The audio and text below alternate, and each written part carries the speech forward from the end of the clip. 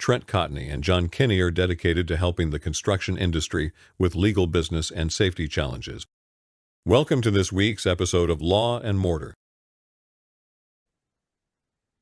I'd like to welcome everybody to another episode of Law and Mortar. As always, I'm here with my good buddy, John Kenney. John, how are you doing today? Yeah, doing great. Winding down the year. Couldn't be a better time. Yeah. Yep. And I'm Trent Cotney, and I'm happy to be able to be here. What is this, our 72nd episode, John? I think that's what it is, right? I believe it. Yes, I believe we're up to 72, or this is 73. I got to double check.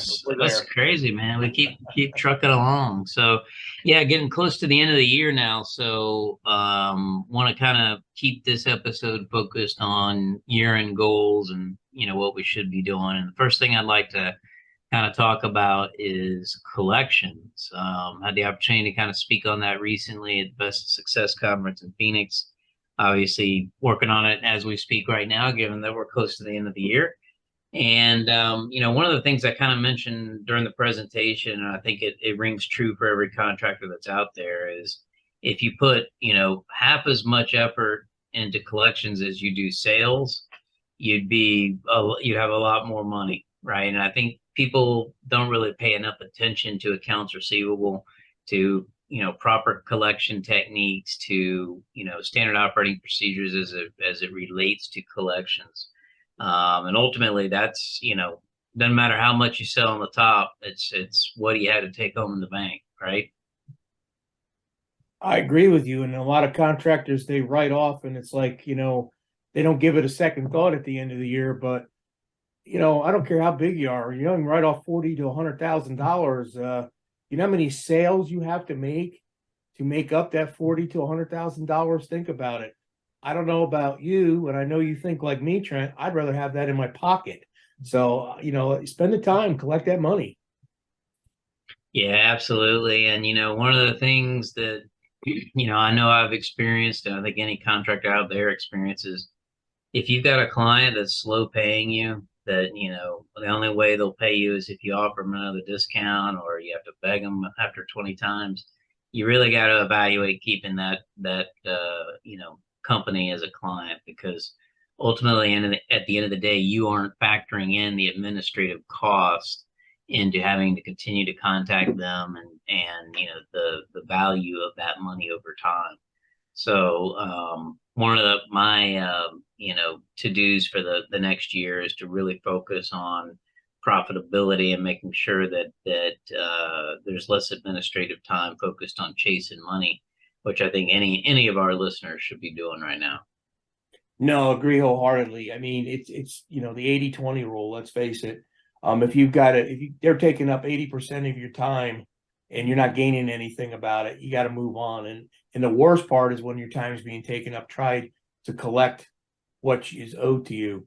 I always remember, 3 jobs of a roofing contractor. You got to get work, you got to perform work, and then you got to get paid for that work, right?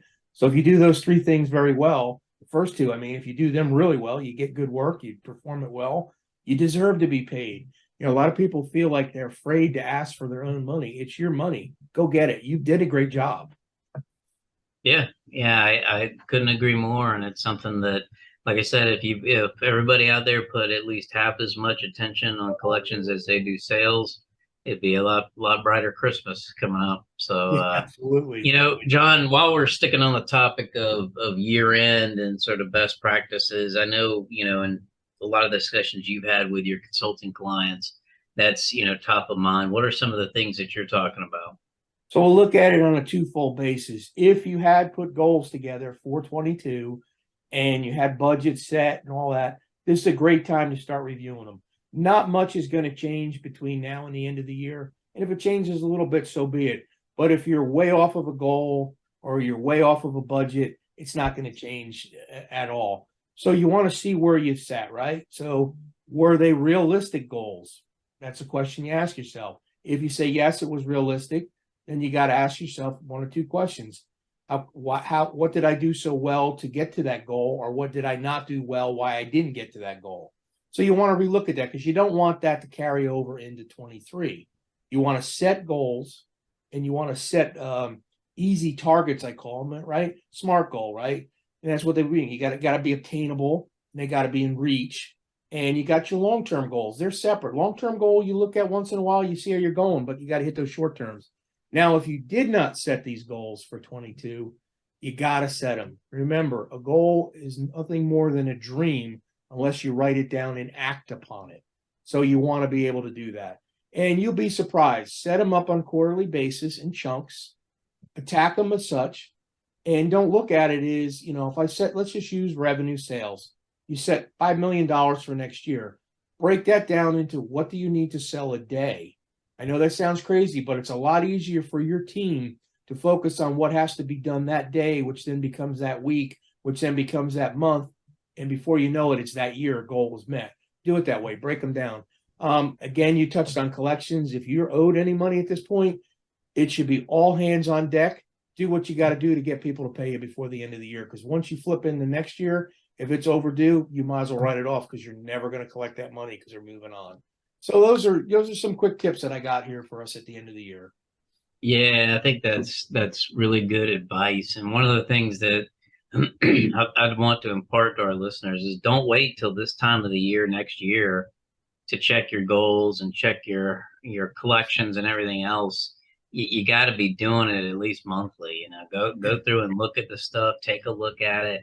Don't ignore it. It doesn't matter whether money's coming in or it's not. You really got to focus on it so that you make sure that you're getting paid. And John, I as we kind of move into 2023, a lot of uncertainty out there, right?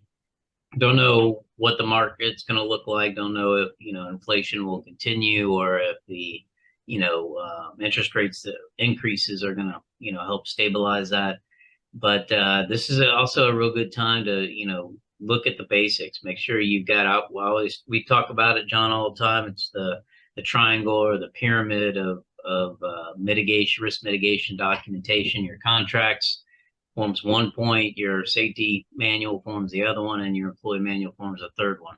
You got to start off with really good contract documents and policies and procedures to make sure that you're protected. So, do your homework now while you get a little bit of a break. Get ready for 2023 because hopefully, fingers crossed, it'll be a good year. But if not, you'll be ready. So with that, John, in your contract, I just while you're pulling our question, your contracting firm is no different than a football team. You should be constantly practicing blocking and tackling.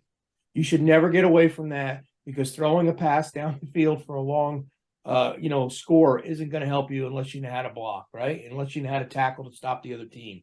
So I know it's an analogy, but really, if you think about it, that simple, it works. So that's all I got to say on that. And now we can jump to my favorite time of the program, question of the week.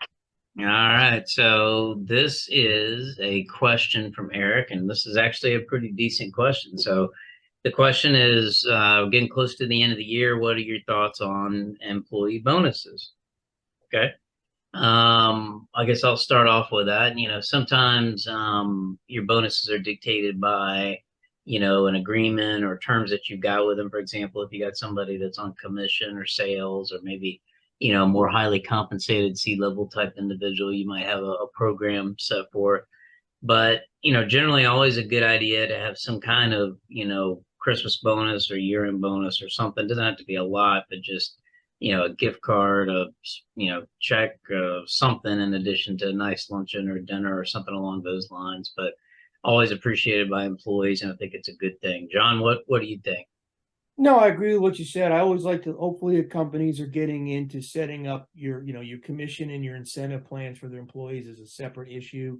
That's run off of off of your contractual duties or documented duties of what you're going to hit on your goals. Bonuses, I always look at that when anybody asks me what a bonus is. That as an owner, that's your time to be discretionary. There shouldn't really be a set formula to that. If you've got high performing, great employees and you've had a great year, show them, on top of everything else, that's where you get a chance to really show them, how much you appreciate them on the team. And sometimes, like you say, if you don't have a great year, you don't always have to be about money. It could be about an outing. It could be simply having everybody come together in your office with a nice luncheon and say, hey, we didn't hit what we wanted to hit this year. We've done what we could do. We're going to do better next year. I got the greatest team in the world. And you give them a set of applause. But This is the time of year to really recognize people for sure. Yeah, agreed.